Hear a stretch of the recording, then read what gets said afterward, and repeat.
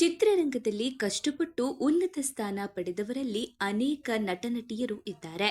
ಇನ್ನು ಕೆಲವರು ಶ್ರೀಮಂತ ಕುಟುಂಬ ಹಿನ್ನೆಲೆಯೊಂದಿಗೆ ಚಿತ್ರರಂಗಕ್ಕೆ ಪ್ರವೇಶಿಸಿ ಉತ್ತಮ ಸ್ಥಾನ ಪಡೆದುಕೊಂಡವರು ಸಹ ಅನೇಕರಿದ್ದಾರೆ. ಅಂತಹ ಪ್ರಭಾವಶಾಲಿ ಕುಟುಂಬ ಹಿನ್ನೆಲೆಯೊಂದಿಗೆ ಚಲನಚಿತ್ರೋದ್ಯಮಕ್ಕೆ ಪಾದಾರ್ಪಣೆ ಮಾಡಿದ ಮತ್ತು ಈಗ ಹಾಸ್ಯ ನಟನಾಗಿ ಮಿಂಚುತ್ತಿರುವ ನಟರೊಬ್ಬರಿದ್ದಾರೆ.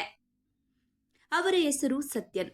ದಳಪತಿ ವಿಜಯ್ ಮತ್ತು ಶಂಕರ್ ಅವರ ಸಹಯೋಗದಲ್ಲಿ ಬಿಡುಗಡೆಯಾದ ನಾನ್ಪನ್ ಚಿತ್ರಣದಲ್ಲಿ ಸತ್ಯನ್ ಸೈಲೆನ್ಸರ್ ಪಾತ್ರವನ್ನ ನಿರ್ವಹಿಸಿದರು. ಆ ಚಿತ್ರದಲ್ಲಿ ಸತ್ಯನ್ ಅವರ ಹಾಸ್ಯವು ಚಿತ್ರದ ಹೈಲೈಟ್ ಆಗಿತ್ತು.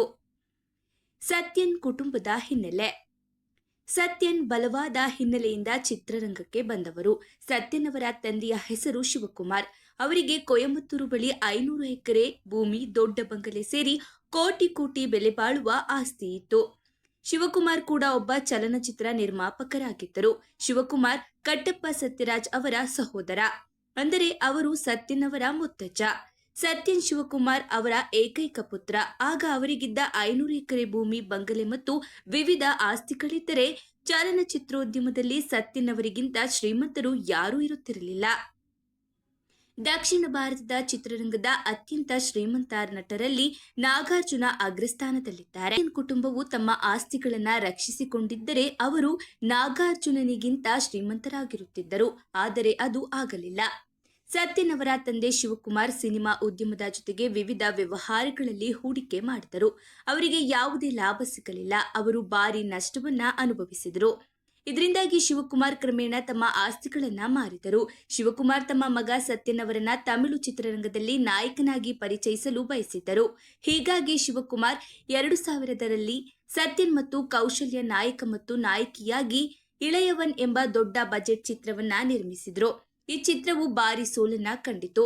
ಇದು ಶಿವಕುಮಾರ್ಗೆ ಮತ್ತಷ್ಟು ಆರ್ಥಿಕ ಬಿಕ್ಕಟ್ಟನ್ನ ಉಂಟು ಮಾಡಿತು. ಈ ಚಿತ್ರದ ನಷ್ಟವನ್ನ ಸರಿದೂಗಿಸಲು ಶಿವಕುಮಾರ್ ಇನ್ನು ಕೆಲವು ಆಸ್ತಿಗಳನ್ನ ಮಾರಿದರು. ಅದರ ನಂತರ ಶಿವಕುಮಾರ್ ನಿಧನರಾದರು. ಅವರ ತಂದೆಯ ಮರಣದ ನಂತರ ಸತ್ಯನ್ ಅವರ ಆರ್ಥಿಕ ಬಿಕ್ಕಟ್ಟು ಹೆಚ್ಚಾಯಿತು. ಈ ಕಾರಣದಿಂದಾಗಿ ಸತ್ಯನ್ ಕೊಯಮತ್ತೂರು ಬಳಿ ಉಳಿದಿದ್ದ ಭೂಮಿ ಮತ್ತು ಬಂಗಲೆಯನ್ನ ಮಾರಿ ಚೆನ್ನೈಗೆ ಬಂದರು.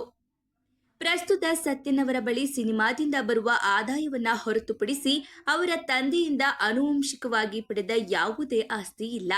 ಕೊಯಮತ್ತೂರಿನಲ್ಲಿರುವ ತಮ್ಮ ಆಸ್ತಿಗಳನ್ನ ಮಾರಿದ ನಂತರ ಸತ್ಯನ್ ಅಲ್ಲಿಗೆ ಹೋಗುವುದೇ ಇಲ್ಲ ಎಂದು ಸಂಬಂಧಿಕರು ಹೇಳುತ್ತಾರೆ.